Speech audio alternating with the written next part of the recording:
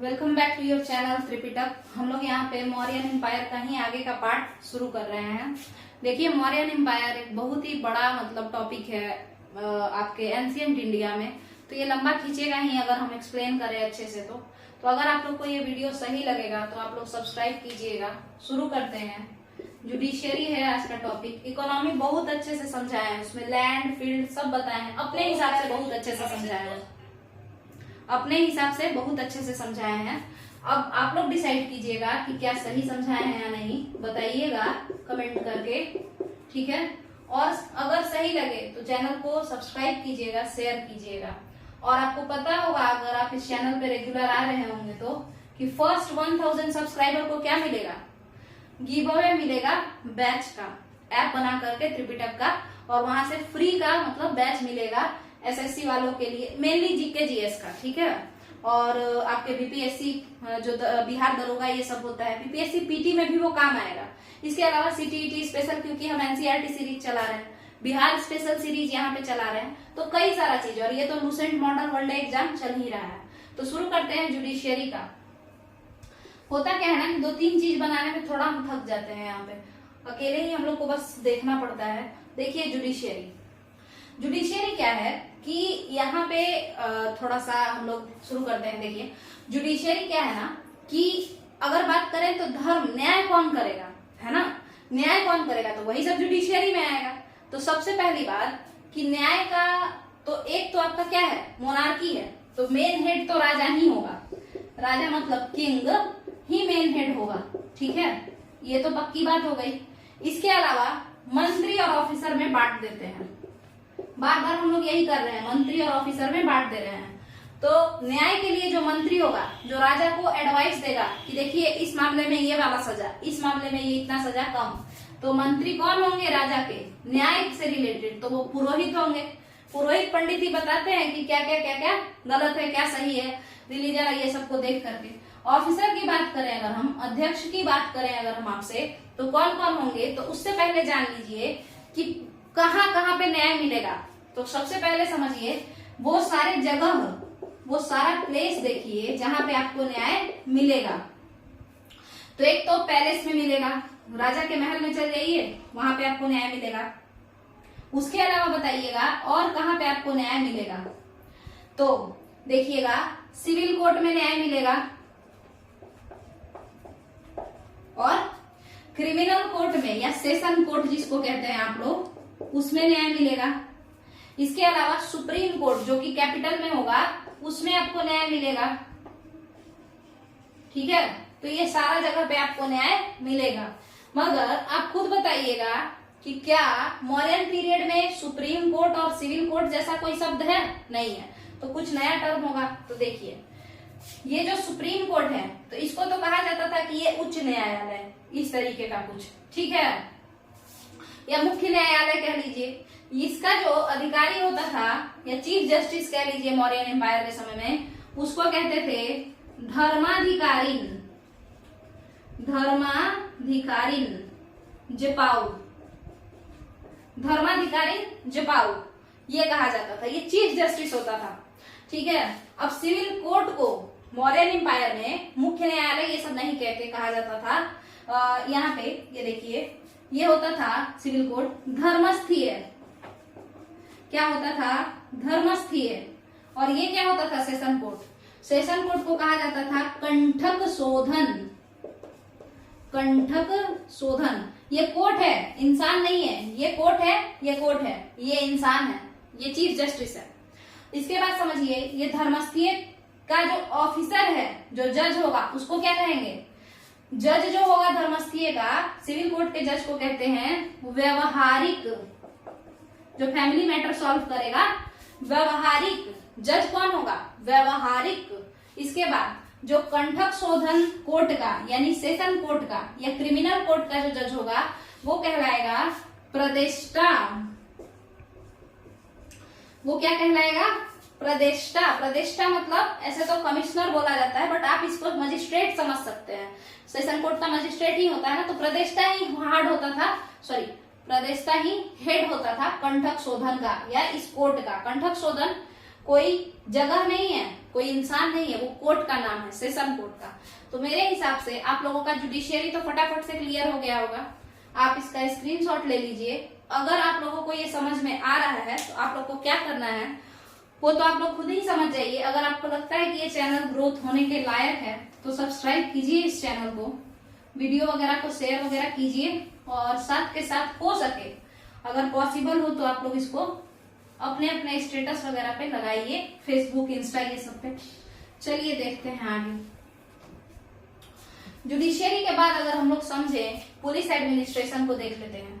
तो देखिए, police administration मतलब प्रोटेक्टर, जो घूम घूम के प्रोटेक्ट करे, है ना, जो प्रशासन को अच्छे से चलाए या गवर्न करे।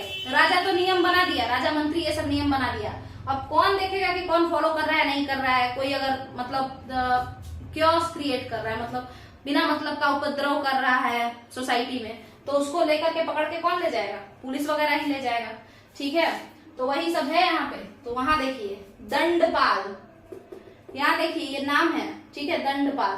तो ये आपके दंडपाल जो है ये क्या है? तो हेड ऑफ पुलिस डिपार्टमेंट है ये। दंडपाल हेड ऑफ पुलिस डिपार्टमेंट है। उसी तरीके से प्रशस्ता कौन है? तो प्रशस्ता जेलर के मतलब हेड ऑफ द प्रिजन है। अंग्रेजों के जमाने के जेलर नहीं है ये, मौर्यों के जमाने के जेलर हैं, हेड ऑफ द प्रिजन। पौर कौन होता है? कोतवाल, जो पकड़ के ले जाता है ना, तो उसी को पौर कहते हैं। बोलते हैं ना, उल्टा चोर कोतवाल को डांटे, तो कोतवाल। नायक कौन है? प्रोटेक्टर ऑफ द सिटी को नायक कहा जाता था। प्रोटेक्टर ऑफ द सिटी को क्या कहा जाता था? नायक।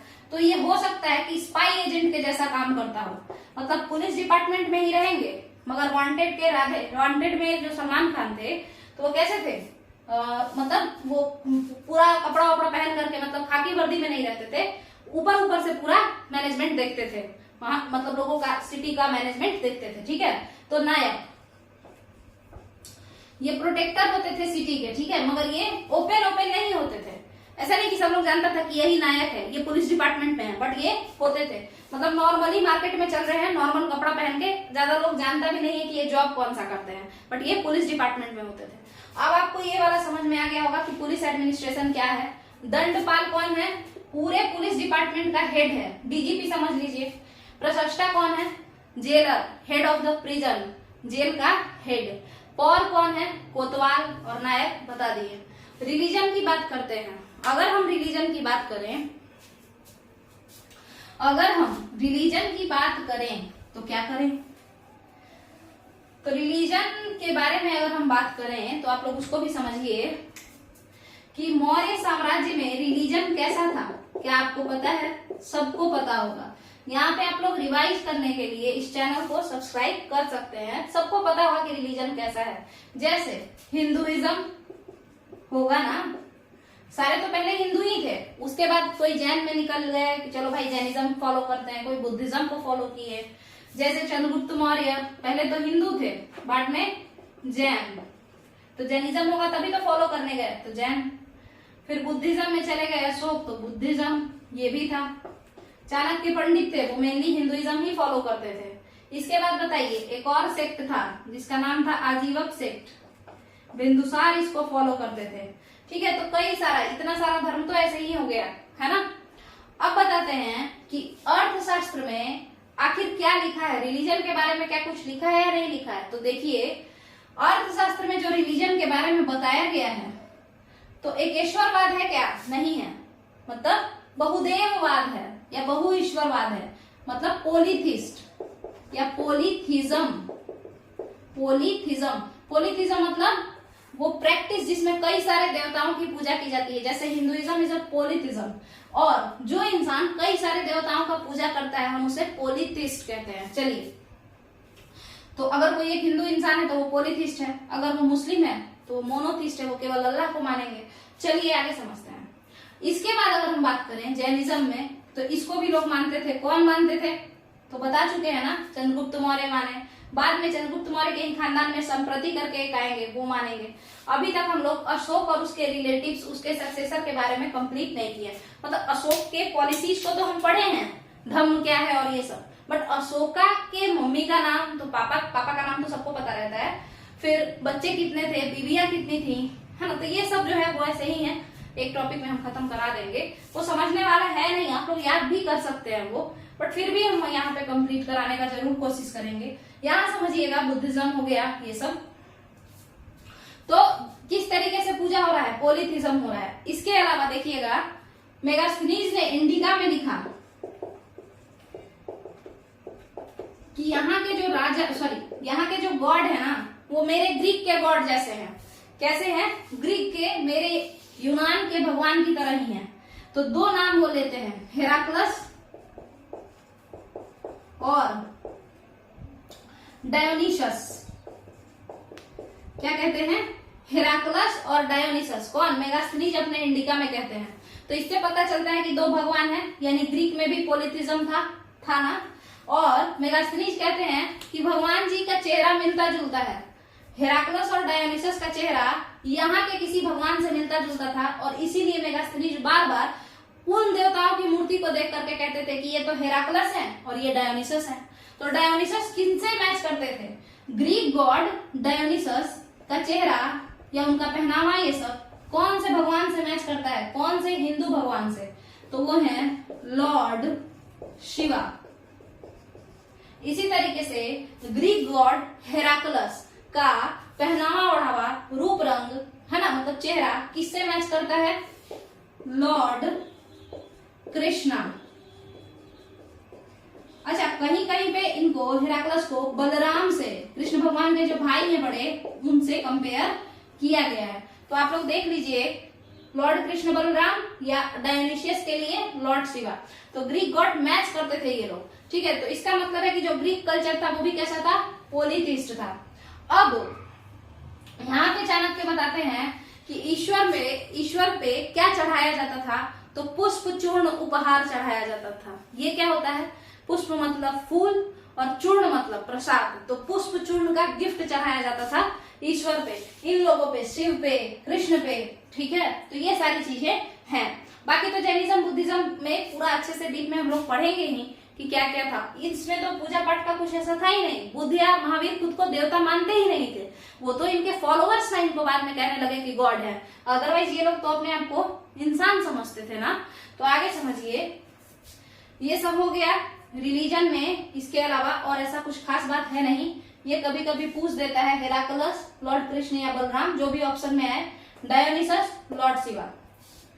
कौन बोला? मेगास्थनीज बोले, यानी ग्रीक के भगवान और यहाँ के भगवान का चेहरा मिलता जुलता था। चलिए, इसके बाद अगर हम बात करें, क्या बात करें? सोसाइटी के बारे में बात करें। देखिएगा, अब हम लोग सोसाइटी के बारे में थोड़ा बात करेंगे कि मौर्यन सोसाइटी किस तरह की सोसाइटी थी। कैसी सोसाइटी थी मौर्यन सोसाइटी, बताइए आप। तो सोसाइटी में आप लोग खुद सोचिए, सोसाइटी में क्या क्या होता है, खुद बताइएगा। सोसाइटी में होता है जेंडर के हिसाब से, है ना, मतलब लड़का लड़की ये सब। उसके अलावा क्या होता है बताइए? तो उसके अलावा आपका हो जाएगा क्लास के बेसिस पे, रिच क्लास, पुअर क्लास। फिर क्या होगा? अब स्लेव भी क्लास नहीं आएगा, जो बहुत गरीब वो स्लेव हो जाएगा। उसके अलावा कास्ट के बेसिस पे, है ना। तो कास्टिज्म, पिछला वीडियो देखिए इकोनॉमी वाले में हम बताए हैं कि किस तरीके से शूद्रों का मिसयूज किया गया पहले, ठीक है, फर्टिलिटी को बढ़ाने के लिए, उपज को बढ़ाने के लिए। चलिए देखिएगा, तो सोसाइटी में यही सब तो है। और टॉर्चर हर बार कौन हुआ? Torture vulnerable section of society हुआ। वल्नरेबल सेक्शन मतलब वही जो हाशियत पे था, मार्जिनलाइज्ड था। देखिए, अगर कास्ट की बात करें, अगर हम लोग कास्ट की बात करें तो हमेशा टॉर्चर कौन होगा? Lower caste. लोअर कास्ट मतलब ओबीसी नहीं, जो एकदम लोअर कास्ट होगा ना वो, ठीक है। तो लोअर कास्ट, शूद्र बेसिकली कहिए तो शूद्र। तो आप देखते होंगे कि शिल्पकारों को वैश्य कहा गया है। शिल्पकार को, जो लोग क्राफ्ट पर्सन थे, उन लोगों को तो अपने घर में राजा बुलाते थे, काम भी करवाते थे उनसे, पैसा भी मिलता था उनको, वो लोग कमाते भी थे। कई सारे वैश्य बहुत बड़े बड़े बिजनेसमैन भी बने। मगर लोअर कास्ट को, शूद्र को तो कोई अपने घर में आने तक नहीं देता था। इन लोगों के डिग्निटी के साथ, मतलब देखिए, हर इंसान का डिग्निटी होता है, डिग्निफाइड लाइफ हर कोई जीना चाहता है। लोग इन लोगों से सटते भी नहीं थे। तो काफी जाहिर सा बात है, अगर आपसे कोई ना सटे और आपको देख के कोई बिना मतलब का घिन खाए तो आपको बुरा लगेगा। तो लोअर कास्ट वालों को ज्यादा टॉर्चर किया जाता था। एक तो इनसे हमेशा से क्या किया गया, जो मतलब जो भी इंपॉर्टेंट चीज जैसे जमीन वगैरह प्रॉपर्टी उसको छीना गया। एजुकेशन, मेन प्रॉपर्टी जो एजुकेशन है वो इनसे छीन लिया गया। छीनने की वजह से पहले ही गरीब थे, उसके बाद क्या हुआ, इन लोगों को और सोसाइटी से कट कर दिया गया, जिस कारण से ये और दबे कुचले हो गए, दलित हो गए। और उसके बाद क्या हो गया, उसके बाद इन लोगों का फायदा भी उठाया गया। पीछे वो इलाका जो नॉन फर्टाइल था, वहां कोई नहीं रहता था, वहां पे मौर्यन एज में इन लोगों को उस इलाके में बसाया गया और बोला गया कि यहाँ खेती करो बंजर भूमि पे, और खेती करके उगाओ, फसल उगाओ, और जो भी होगा सब तुम रख लेना। बट जब इन लोगों के मेहनत से फसल ज्यादा होने लगा तो मौर्यन इकोनॉमी में, मौर्य साम्राज्य में लोगों ने इससे, मतलब राजा ने इससे टैक्स लेना इन लोगों से शुरू कर दिया। तो ये लोअर कास्ट टॉर्चर होता था। देखिए कैसे, क्या उस समय कास्टिज्म था, तो था, ऐसा नहीं है कि नहीं था। क्यों नहीं, क्यों है हम बता रहे हैं, क्योंकि आप सुनेंगे अंतवशहीन जितने भी लोग थे जो लोअर कास्ट के थे, उनको अंत में, मतलब बॉर्डर एरिया में, विलेज के लास्ट वाले जगह पे जाकर के बसाया गया। अगर आप अभी भी मिलाइए, अभी भी गांव में जाइए तो गांव में देखिएगा कि जो अपर कास्ट वाले लोग हैं वो बीच में रहते हैं, और चारों तरफ अगल बगल आप लोग देखेंगे कि लोअर कास्ट या ओबीसी वगैरह लोग ही रहते हैं। ये पहले के जमाने में क्या हुआ था, पहले के जमाने में अपर कास्ट नदी के किनारे वाला हिस्सा खुद रख लेते थे, ठीक है, और वहां खुद रहते थे, मतलब बीच में, चारों तरफ से बीच में खुद को, ठीक है, अपने आप को रखते थे, और उन लोगों को हाशिया पे भेज देते थे, किनारे पे भेज देते थे, बॉर्डर पे, उधर जाओ जहां पे फैसिलिटी कम हो। बट आज के डेट में उल्टा हो गया। क्यों? क्योंकि रोड इन्हीं लोगों के, ओबीसी और एससी एसटी के अगल बगल से गुजर गया, क्योंकि गांव के किनारे किनारे से ही ना रोड बनेगा, बीच से थोड़े रोड जाएगा। तो अब जो है डेवलपमेंट उन लोगों के घर के साइड ज्यादा हो गया है और अपर कास्ट बीच में रह गया है। समझ में आया आप लोगों को? तो इस तरीके का ही पहले इसी तरीके से बसाया जाता था, गांव को सेटल किया जाता था। चलिए, तो ये हो गया। तो अंतवशहीन वही लोग थे। इसके अलावा और कैसे हम कह सकते हैं कि कास्टिज्म था, मौर्यन में कास्टिज्म था। देखिए चाणक्य कास्टिस्ट नहीं थे। अगर चाणक्य कास्टिस्ट होते ना तो कभी भी आपको चंद्रगुप्त मौर्य को राजा नहीं बनाते, वो किसी पंडित को राजा बनाते, ब्राह्मण को, है ना। तो वो टैलेंट के बेसिस पे राजा बनाए। चंद्रगुप्त मौर्य पे पूरा लिखा गया ना कि चंद्रगुप्त मौर्य किसके लड़का है, तो भाई वो तो एक पीकॉक टेमर की बेटी के लड़का है, ठीक है। तो पीकॉक टेमर थोड़े अपर कास्ट का कोई होगा, उन लोग के पास तो जमीन है, वो जमींदार होगा। चलिए, तो ये सब हिसाब किताब था यहाँ पे, ठीक है। अगर हम क्लास की बात करें, देखिए चंद्रगुप्त मौर्य पे भी बहुत सारा बात आया, उनके कास्ट पे बात आया, यहाँ तक कि ये भी कहा गया कि चंद्रगुप्त मौर्य नीचे कास्ट के थे, ठीक है। तो इस वजह से विद्रोह भी हुआ, जब उनको राजा बनाया गया तो थोड़ा बहुत विद्रोह भी देखने को मिला अपर कास्ट के बीच में या लोगों के बीच में, क्योंकि नीचे लोअर कास्ट के लोग भी यही सोचे कि लोग जो होते हैं, मतलब रॉयल फैमिली का इंसान ही राजा बन सकता है, ये उनका भी माइंडसेट था पहले, ठीक है। आगे समझते हैं। क्लास की बात करें तो जाहिर सा बात है कि रिच और पुअर किस सोसाइटी में नहीं रहता है। ये लोग जो थे अंतवशहीन, ये तो ऑटोमेटिकली बताएं कि पुअर थे ये लोग, ठीक है। उसके अलावा यही लोग, यही अंतवशहीन जो पुअर थे, इनको उस फर्टाइल लैंड पे ले जा करके रखा गया। आप इकोनॉमी वाला लेक्चर देखिए, वहां पे हम स्लेवरी समझाए हैं। ये लोग जब उपजाने लगे ना अपने मेहनत से, तो जब टैक्स मांगने लगे लोग, राजा लोग, तब ये लोग काम करना थोड़ा कम कर लिए, मतलब थोड़ा सा आलसी हो गए कि भाई कोई फायदा नहीं है, इतना मेहनत से उगाएंगे और ये लोग बिना मतलब का टैक्स ले रहा है, ये लोग का जमीन थोड़े उपजाऊ है, ये तो मेरा मेहनत है जो मतलब इतना फर्टाइल लैंड बन गया है, ठीक है। तब इन लोगों को जबरदस्ती बॉन्डेड लेबर बना दिया गया, मतलब बंधुआ मजदूर बना दिया गया। इन लोगों पे फोर्स लेबर थोपा गया, जबरन बलात् श्रम करवाया गया इन लोगों से। वही तो स्लेवरी का स्टार्ट हुआ, अंतवशहीन को ही। बट देखिए, केवल लोअर कास्ट को ही स्लेवरी नहीं करना था, दास नहीं बनना था। दास बोला जाता था, कर्महारा बोला जाता था, मतलब जो अपने कर्म से हार गया है, कर्महारा, या भृतक बोला जाता था। आप लोग अगर पिछला वीडियो देखिए इकोनॉमी वाला, तो उसमें हम अच्छे से समझाए हैं, ठीक है। और अगर कोई अपर कास्ट का है बट अपने पूर्वजों के चलते या खुद के चलते गरीब हो चुका है, बट वो अपर कास्ट का है, तो उसको भी यहाँ पे काम दिया जाएगा अगर, तो उसको भी बनाया जाएगा क्या, दास बनाया जाएगा, या दास कह लीजिए, बॉन्डेड लेबर कह लीजिए, फोर्स लेबर, जबरदस्ती तुमसे काम करवाया जाएगा। विस्टी, स्लेवरी को मौर्यन एम्पायर में दास प्रथा नहीं कहके विस्टी कहते थे, विस्टी प्रथा। चलिए, अपर कास्ट वाला अगर कोई इस तरीके का दास वाले सिस्टम में फंसता है तो उसको अहितक कहते थे। वैसा दास जो अपर कास्ट में होगा वो अहितक कहलाता था। आपको समझ में आ गया होगा मेरे हिसाब से। तो क्लास हो गया, कास्ट हो गया, स्लेव भी हो गया। जेंडर की बात करते हैं तो जेंडर में जाहिर सा बात है कि टॉर्चर होने के लिए कौन है, तो लड़की लोग है। तो वहां पे भी समझते हैं कि किस तरीके से, जैसे समझिए आप बताइए क्या दहेज प्रथा था या नहीं था। अब ये सब जो है इसको भी देख लीजिए, क्या दहेज प्रथा था? तो था। चंद्रगुप्त मौर्य जो कि राजा थे, वही डाउरी में हेलेना से कितना सारा चीज लिए, सेल्यूकस निकेटर से, अफगानिस्तान, एरिया, अराकोशिया, जदरोशिया, पेलोपोनेस। आप देखिए क्या क्या लिए, एरिया, अराकोशिया, जदरोशिया, पेलोपोनेस, ये 4 सिटीज हैं। ठीक है, देखिएगा एरिया जो है ये हेरात को कहते हैं, आज का हेरात जो अफगानिस्तान में है। अराकोशिया किसको कहते हैं? तो अराकोशिया हम लोग कहते हैं कांधार को। याद रखिएगा, क यहाँ पे है, यहाँ से कांधार चल जाइएगा, ये भी अफगानिस्तान में है।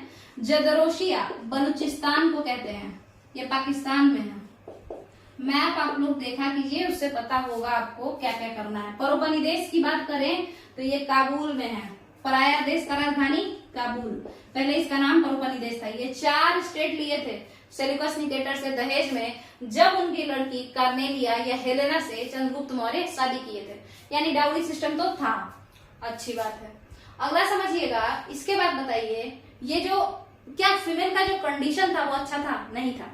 देखिए विष कन्या ये सब बनाया जाता था, खुश करने के लिए राजाओं के बीच में भेजा जाता था।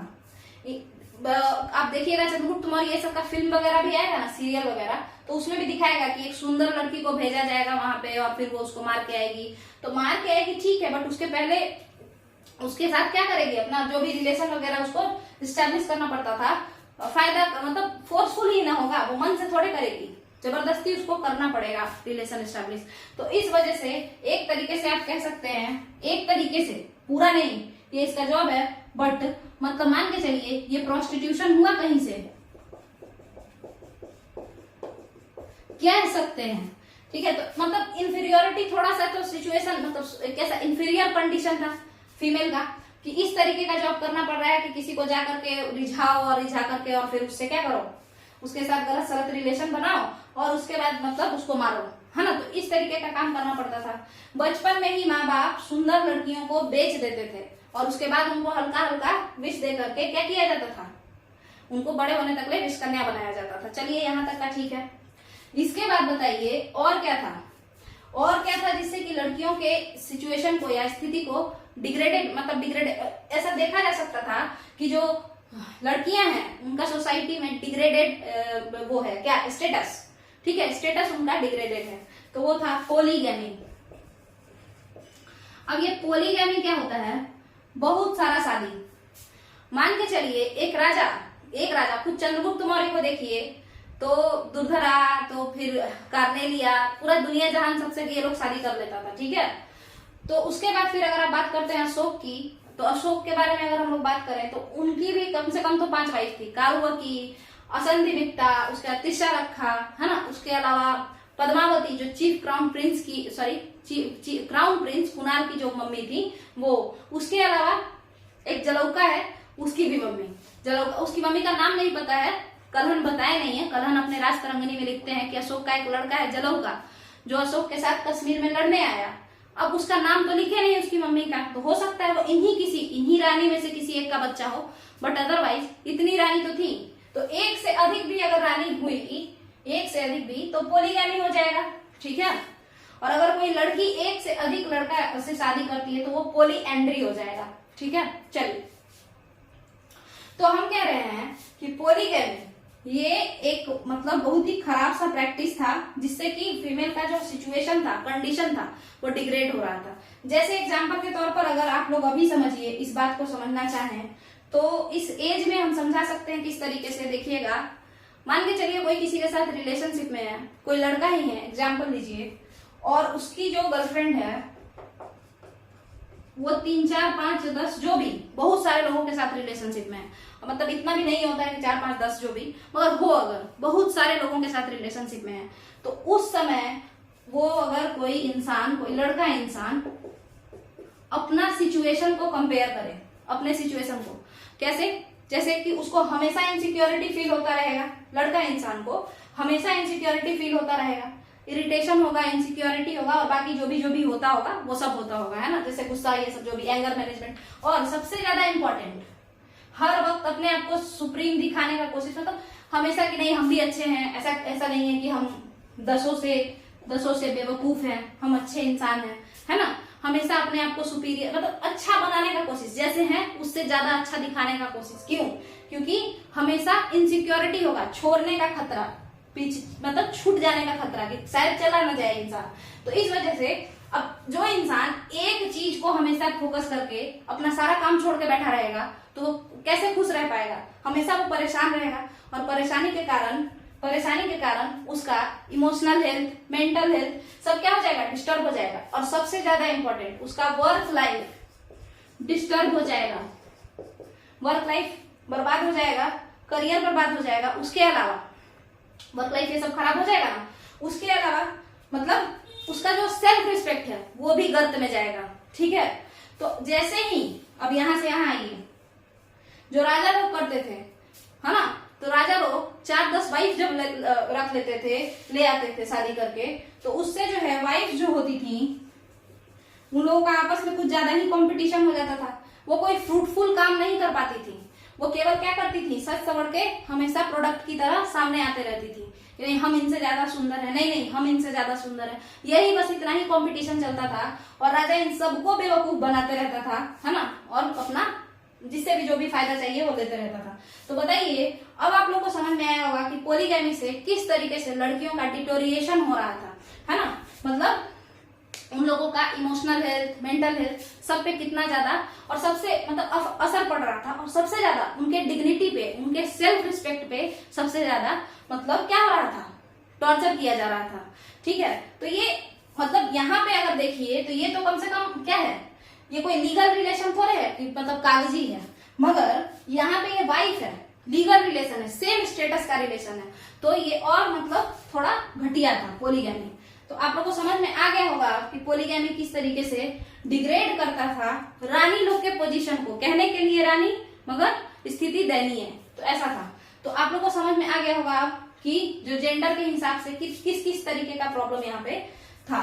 इसके अलावा अगर हम लोग बात करें तो बाकी यहाँ पे कुछ खास और जो भी आप लोग सोचिएगा, जैसे और कोई प्रॉब्लम हो तो बताइए, जो भी हो आप लोग देखिएगा, और भी जो भी कास्ट और क्लास ये सबसे रिलेटेड प्रॉब्लम हो, थोड़ा बहुत और हो सकता है, मगर ये सब मेन प्रॉब्लम था। इसके बाद बात करते हैं, क्या बात है, तो कल 3 टॉपिक छूट गया था, इकोनॉमी में 3 टॉपिक छूट गया था, तो देख लेते हैं। देखिएगा इकोनॉमी में 3 टॉपिक छूट गया था, कुछ नहीं है, बस 2 मिनट का है। यहाँ पे क्या है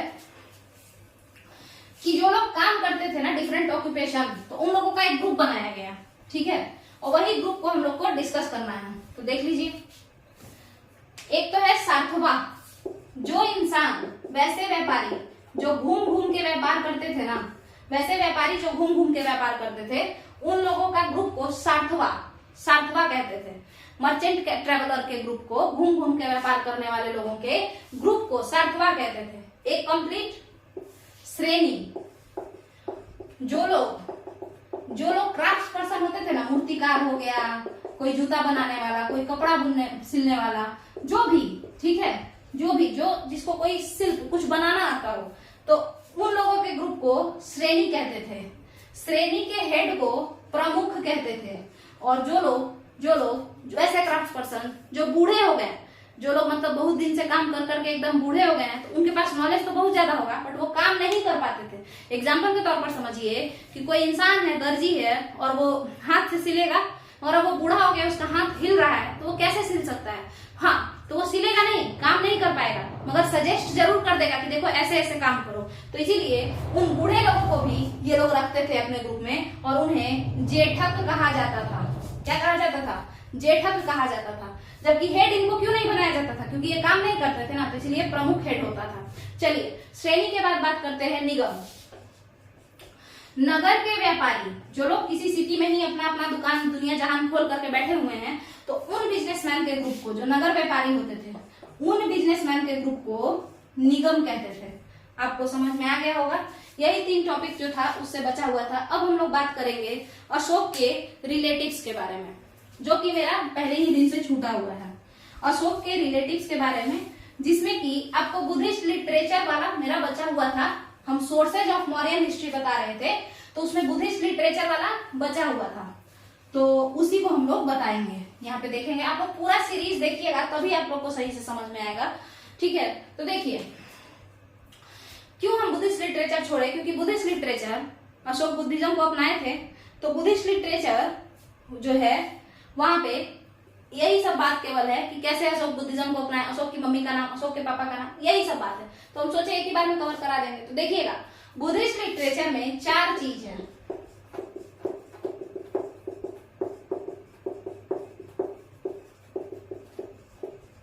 क्या क्या है समझते हैं। एक तो आपका है, देखिए त्रिपिटक जो है, जो इस चैनल का भी नाम है, और आप लोग को अगर इस चैनल को सब्सक्राइब करते हैं, पसंद आने पे ही सब्सक्राइब कीजिएगा, नहीं आए तो कमेंट में बताइएगा कि क्या पसंद नहीं आया। ठीक है, तो फर्स्ट 1000 सब्सक्राइबर को यहाँ से बैच दिया जाएगा। अगर आप लोग को पसंद आएगा तभी बैच भी लॉन्च होगा, क्योंकि अदरवाइज क्या ही फायदा है। चलिए आगे समझते हैं। बैच किस किस चीज का होगा, तो जीके जीएस का होगा, वनडे एग्जाम के लिए, सीटीईटी स्पेशल और बिहार स्पेशल। बिहार स्पेशल का ही सीरीज आएगा, यहाँ पे चल भी रहा है इसी चैनल पे बिहार स्पेशल सीरीज। 1857 का क्या मतलब रोल था बिहार में, बाकी सारा चीज चल रहा है। तो देखिए त्रिपिटक में भी अशोक के बारे में थोड़ा बहुत बात किया गया है, तो ये तो उनका धार्मिक ग्रंथ है। इसके अलावा कई सारे बौद्ध भिक्षु ऐसे लोग भी लिखे हैं, तो उन ग्रंथों को समझते हैं। तो 2 जगह पे बुद्धिज्म बहुत फैला, श्रीलंका, तिब्बत। एक नीचे, श्रीलंका नीचे है इंडिया के, एक ऊपर। श्रीलंका में आप बताइए अशोक के वंशज गए थे। श्रीलंका में कौन गए थे? अशोक के वंशज। कौन कौन? महेंद्र और संघमित्रा। तो महेंद्र और संघमित्रा अशोक के वंशज श्रीलंका में गए। वहां पे 2 किताब लिखा गया, महावंशा और दीपवंशा। तो आप लोग वंशा वंश से याद रखिएगा, महावंशा और दीपवंशा। ठीक है, इसके अलावा तिब्बत में लिखा गया अशोकवदना, दिव्यवदना। तिब्बत में क्या लिखा गया? अशोकवदना, दिव्यवदना। अब बात करते हैं अशोक के खानदान के बारे में, बट उससे पहले जानते हैं अशोक के बारे में। देखिए अशोक का नाम क्या है? अशोक मतलब जिसको कोई शोक ना हो, जिसको कोई दुख ना हो, जो सौरो फ्री हो, ये बात हो गया। अब बात आती है कि अशोक कब राजगद्दी पे बैठे, तो 269 बीसी में। कब बैठे? 269 बीसी में। अशोक का और भी कई सारा नाम है, जैसे अशोक मौर्य, अशोक वर्धन। अशोक वर्धन, अशोक को पुराणों में कहा गया है। ठीक है, उसके अलावा अशोक मौर्य ये सब है ही। ठीक है, त्रिपिटक में अशोक का नाम अशोक मौर्य बताया गया है। इसके अलावा भाबरू बैराग पे भी जो हिल है, वहां पे भी अशोक का नाम अशोक मौर्य बताया गया है। चलिएगा, ये सब सारा बात तो है ही, 269 ईसा पूर्व, ये सब तो है ही। अब बात करते हैं कि इनके रिलेटिव्स कौन कौन से थे। अशोक का मतलब कौन कौन रिलेटिव था, क्या था। तो देखिए इन्हीं बुक्स वगैरह से हम लोग पढ़े और उसी से हम जानते हैं। तो देखिए सबसे पहले हम उठा के लाते हैं महावंशा को। महावंशा ये कहता है कि अशोक की चीफ क्वीन, मतलब सबसे पसंदीदा रानी कौन थी, बोलिएगा। महावंशा ये कहता है कि अशोक की चीफ क्वीन कौन थी, तो उनका नाम था असंधिमित्ता। उनका नाम क्या था? असंधिमित्ता। ठीक है, उसके बाद महावंशा के बाद वो कहते हैं महावंशा कि महावंशा क्या है? श्रीलंका का एक बुक है, बुद्धिस्ट क्रॉनिकल। ठीक है, तो असंधिमित्ता के मरने के बाद जो चीफ क्वीन बनती है अशोक की, वो बनती है तिसारक्खा। अगर आप लोग को ये सही लग रहा है तो नीचे बताइए कमेंट में कि कौन सी क्वीन थी, इसके बाद कौन सी बिलवर्ड क्वीन बनेंगी। देखिए, तो उसके बाद जो चीफ क्वीन बनती है, हालांकि इसमें अब नहीं दे रहा है, इसके बाद एक क्वीन का नाम देता है, और वो क्वीन सेडिक्ट है उनके नाम पर, जो कौसाम्बी पिलर एडिक्ट है, तो वो क्वींस एडिक्ट है ना, एक छोटा एडिक्ट है, तो उसको क्वींस एडिक्ट ही कहते हैं। देखिए वो है कारुवकी, तो एक ये भी इनकी बिलवेड क्वीन थी, इतनी सारी बिलवेड क्वीन, ठीक है। असंधि मित्ता तीसरा रखा कारुवकी, ठीक है, ये थी। इसके बाद एक ऐसी क्वीन थी जो कि कभी भी चीफ क्वीन बनी ही नहीं। कारुवकी के बारे में कहां से जाने? क्वींस एडिक्ट से जाने। क्वींस एडिक्ट मतलब एक स्तंभ है जिसपे कि इनका नाम है, और बताया गया है उस स्तंभ पे लिखा गया है, क्या लिखा गया है कि कारुवकी बहुत स्वीट इंसान है, कारुवकी बहुत दयालु है, बहुत सारा दान करती है, काफी बड़ाई किया गया है, मतलब पूरा चमचाई किया गया है कारुवकी का, ठीक है। चलिए इसके बाद अब हो सकता है कारुवकी खुद ही से लिखवा दी हो, या हो सकता है कि अशोक की चीफ क्वीन थी उस समय अशोक को वो पसंद थी, तो उन्हीं के बारे में बड़ाई चालू हो गया। चलिए, तो क्वींस एडिक्ट कारुवकी मतलब एक स्तंभ है जिसपे कारुवकी का बात लिखा गया है, और कहा गया है कि अशोक का कारुवकी से एक बेटा है जिसका नाम तिवर है। वैसे तो यहाँ पे लिखा गया है कि अशोक का सिर्फ एकलौता बेटा है तिवर, जो कि कारुवकी जिसकी मम्मी है, मगर यहाँ पे देखिएगा उसके बाद आपके इधर कहाँ पे अशोक वदना में जो बताया गया है उसके तहत कहा गया है, अशोक वदना जो कि तिब्बत में जो लिखा गया है उसमें कहा गया है कि अशोक की एक और क्वीन है, उसका नाम है पद्मावती, और जो ये पद्मावती है ये अशोक की कभी भी चीफ क्वीन नहीं बनी, बस ऐसे ही शादी हुआ बट कभी भी ये चीफ क्वीन नहीं बनी, पटरानी कभी नहीं बनी, ठीक है। इनसे जो लड़का हुआ उनका नाम कुणाल है, और कुणाल ही युवराज है। देखिए युवराज सभी होते हैं बट क्राउन प्रिंस वो जो अगला राजा बनेगा, तो अशोक के बाद कुणाल ही राजा बनते हैं, फिर कुणाल का लड़का संप्रति, दशरथ, ये सब देखेंगे हम लोग। तो कुणाल युवराज है, तो पद्मावती तो चीफ क्वीन नहीं बनी बट कुणाल प्रिंस आगे चल के क्या बन गए? किंग बने थे कुणाल। चलिए अशोक वदना ये कहता है। इसके बाद राज तरंगिणी में कलहन कहता है कि केवल, यहाँ पे देखिए क्या कहा था कि कारुवकी का जो बेटा है तिबर वही एकलौता बेटा है अशोक का, जबकि ऐसी बात नहीं है। यहाँ देखिए आगे चल के प्रिंस भी कुणाल बनते हैं, तो कुणाल भी तो एक लड़के हुए हैं। अब हो सकता है कि कुणाल के ही बचपन का नाम तिबर हो, अब ये सब कोई नहीं जानता है। चलिए आगे समझते हैं। अब यहाँ पे क्या है, राज तरंगिणी जो कि कलहन का बुक है उसमें कलहन लिखते हैं कि अशोक श्रीनगर पे अटैक करने आए थे, फिर अशोक श्रीनगर को बसाए भी थे। अशोक के साथ उनका लड़का जलाउका आया था। कौन? जलाउका। तो जलाउका भी किसका लड़का है? अशोक का ही लड़का है, ठीक है। तो इस तरीके से बहुत सारा लड़का हो गया है ना।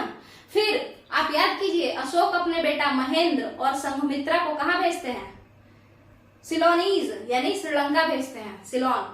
तो इस तरीके से कहिए महेंद्र भी तो अशोक के ही लड़के हुए ना, तो कितने सारे तो ऐसे ही हो गए। तो सिर्फ तिवर कहाँ से हुआ? अब ऐसा तो नहीं हो सकता है कि एक बच्चा जिसका बचपन का नाम तिवर था बाद में उसका नाम कुणाल पड़ गया, जलाउका पड़ गया, महेंद्र पड़ गया। इतना ज्यादा नाम एक ही बच्चा रख के क्या करेगा? चलिए, और फिर सबसे बड़ी बात, अब इसके बाद समझिए महेंद्र और कौन गए थे साथ में? संघमित्रा गई थी, और अशोक की 2 लड़की थी, एक संघमित्रा और एक चारुमती। चारुमती नेपाल के राजा से शादी कर ली थी। चलिए आगे अगर हम लोग समझें तो ये तो हो गया अशोक का खानदान, अशोक के बाल बच्चे, ठीक है।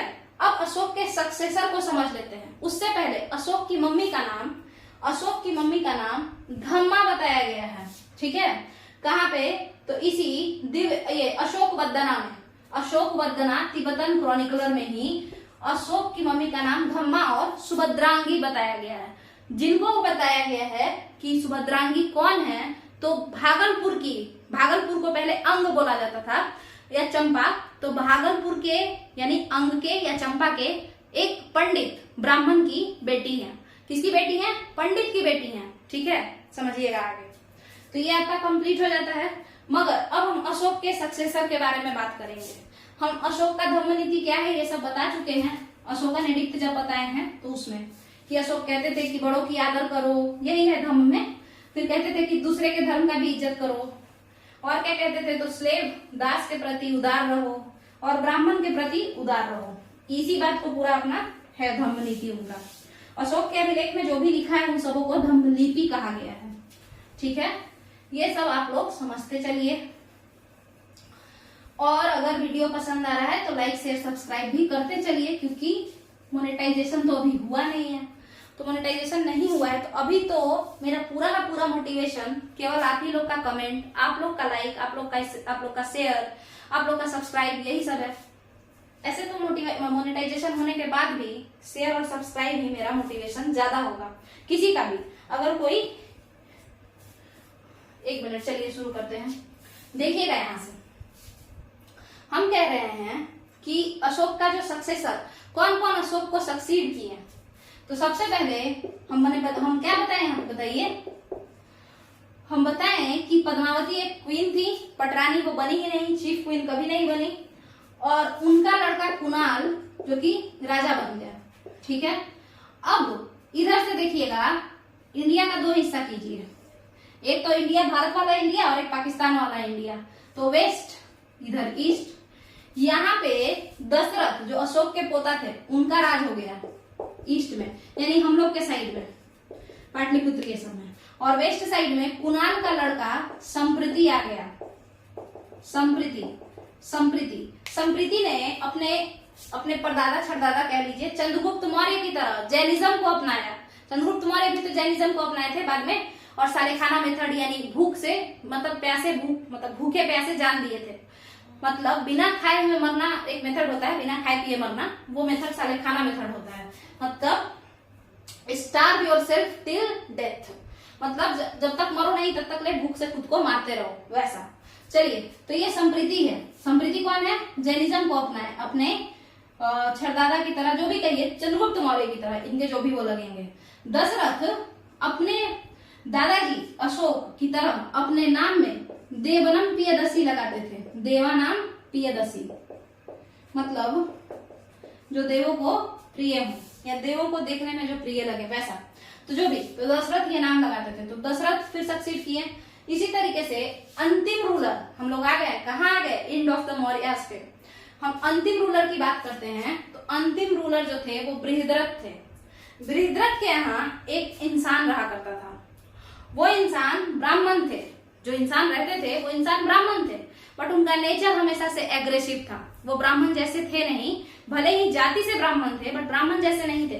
वो हमेशा रूल करना चाहते थे, वो हमेशा झगड़ा पसंद थे। मतलब समझ में आ रहा होगा आपको। तो बृहद्रथ को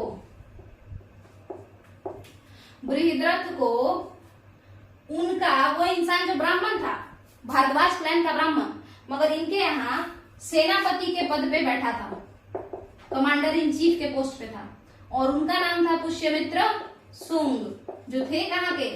पटना के नहीं थे ये, ना ही बिहार के, ये मध्य प्रदेश के थे, मध्य प्रदेश के विदिशा के। ये बृहद्रथ का मर्डर कर दिए और सुंगा डायनेस्टी लेकर के आ गए। ये सुंगा डायनेस्टी 185 ईसा पूर्व से लेकर के 73 ईसा पूर्व तक चला।